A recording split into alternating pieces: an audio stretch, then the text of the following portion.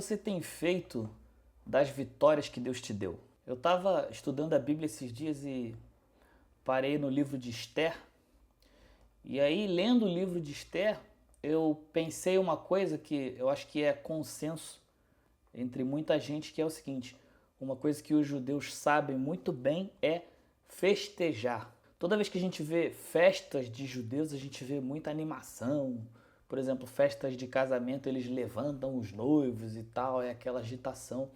Então, isso é uma coisa que eles sabem fazer bem.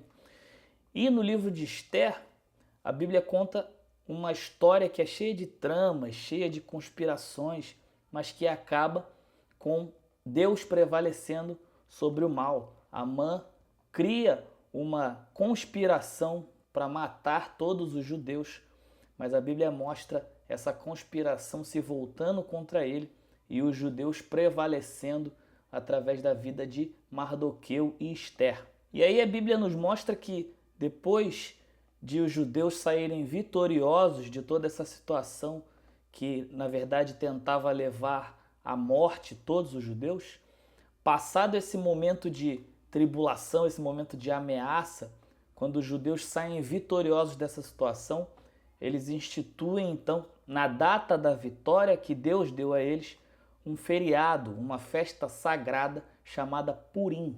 A Bíblia fala aqui do 14º dia do mês de Adar. Independente da data do calendário em si, o ponto é, eles passaram a comemorar anualmente a vitória que Deus deu a eles. E isso me faz pensar o seguinte: o que nós temos feito das vitórias que Deus tem dado para nós?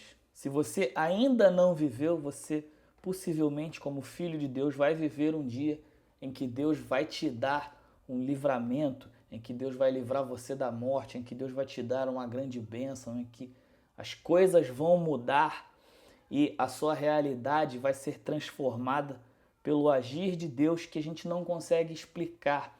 É aquela coisa que acontece de repente e deixa a gente chocado no bom sentido. Deus nos pega de surpresa. Então, esse dia, se a gente for fazer como faziam os judeus aqui da época de Esther, a gente deveria celebrar anualmente. Qual era o objetivo real dessa festa do Purim? Era simplesmente festejar uma vez por ano uma festa aleatória? Não. Era uma maneira que eles tinham e que eles têm até hoje de se lembrar daquilo que Deus era, é e vai continuar sendo. Quando Deus te dá uma bênção, quando você recebe um milagre, quando você recebe um grande livramento, isso é muito mais do que Deus fazendo algo na sua vida.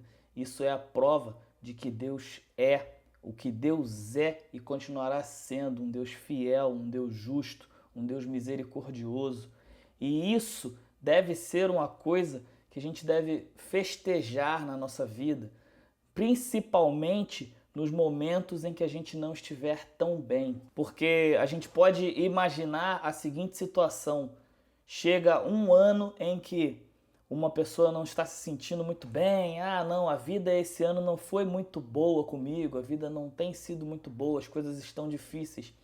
E aí chega na data do Purim e ela pensa assim: bom, esse ano eu não vou celebrar esse feriado, eu não vou celebrar essa festa, porque o ano para mim não está sendo bom. Só que essas festas eram lei, o povo era obrigado a festejar. E por que o povo era obrigado a festejar? Porque, apesar de talvez o ano não ter sido bom, a gente precisa o tempo inteiro se lembrar de que lá atrás Deus já fez algo por nós, para que a gente hoje continue acreditando que Deus continua sendo poderoso para fazer assim como Ele fez tempos atrás. Então isso é uma coisa que eu quero começar a praticar na minha vida, foi uma coisa que eu fui despertado para isso agora e eu queria sugerir que você também passasse a praticar isso.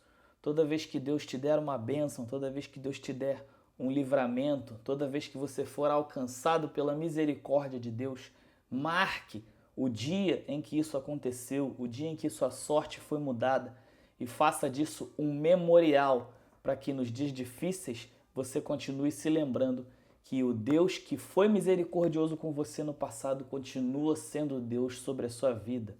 Não deixe de comemorar aquilo que Deus fez, faz e continuará fazendo sobre a sua vida. Não se deixe esquecer que, independente do seu momento, Deus é.